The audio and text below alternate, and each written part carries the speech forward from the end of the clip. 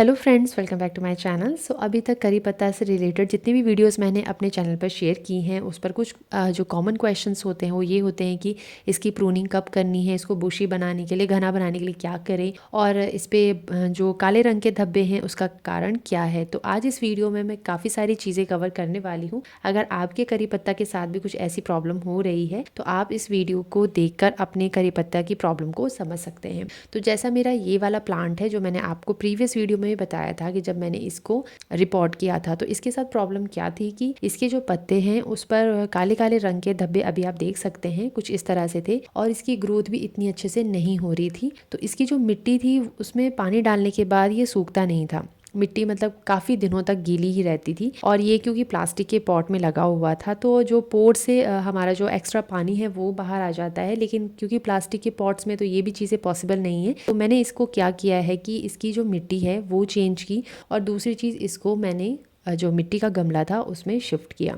क्योंकि अभी मैंने इसको फरवरी के महीने में रिपोर्ट किया था तो मैंने इसकी जितनी भी लीव्स थी उनको निकाल दिया, क्योंकि अब जो मार्च का महीना है उसमें किसी भी जो परमानेंट प्लांट है उनकी जो ग्रोथ है वो काफ़ी ज़्यादा अच्छी रहती है। तो इसके जो ऊपर वाला पोर्शन है टॉप का उसमें छोटे छोटे आप ग्रोथ भी देख सकते हैं। मिट्टी के गमले में शिफ्ट करने के 1 हफ्ते बाद का ही रिजल्ट है। इसकी लीव्स आप देखिए कितनी अच्छे से आई हुई हैं, और भले ही अभी इनकी नई ग्रोथ है लेकिन इस पर किसी भी तरह के ब्लैक स्पॉट्स नहीं है। और ये फाइनली 23 डेज के बाद का रिजल्ट है। इसकी जो लीव्स है उनकी दोनों ब्रांचेस पर ग्रोथ देखिए कि कितने अच्छे से बड़ी साइज में आ रखी हैं, और इन पर अब किसी भी तरह का कोई भी ब्लैक स्पॉट नज़र नहीं आ रहा। तो यानी अब हमारा प्लांट हेल्दी है। और अगर आपके प्लांट के साथ भी यही प्रॉब्लम है कि उसकी मिट्टी बिल्कुल गीली ही रहती है ज़्यादातर टाइम बिना वाटरिंग के भी, मतलब वाटरिंग करके लंबे समय तक वो बिल्कुल गीली रहती है, तो उसे प्लास्टिक या सीमेंट के गमले में ना लगाकर मिट्टी के गमले में लगाकर देखिए, और उसकी मिट्टी भी चेंज करके देखिए, आपकी प्रॉब्लम सॉल्व हो जाएगी।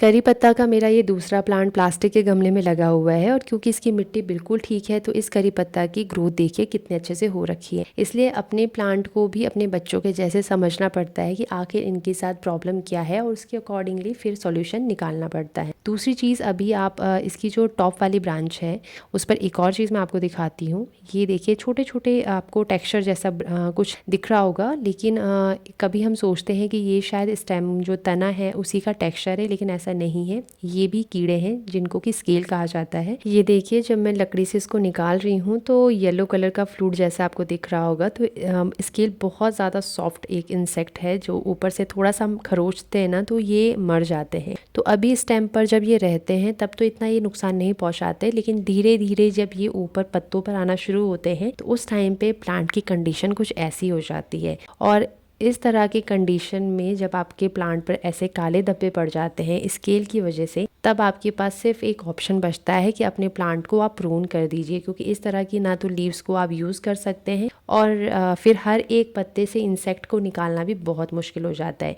जब स्केल बड़े हो जाते हैं तो पत्तों पर देखिए इस तरह से देखने को मिलते हैं, साइज़ में भी काफ़ी बड़े हो जाते हैं। तो अभी इस कंडीशन में अभी आज मैं इस प्लांट की प्रूनिंग कर रही हूँ, और क्योंकि अभी मार्च का टाइम है तो इस टाइम पे भी आप इसकी प्रूनिंग कर सकते हैं। इवन आप सितंबर तक भी इसकी प्रूनिंग कर सकते हैं।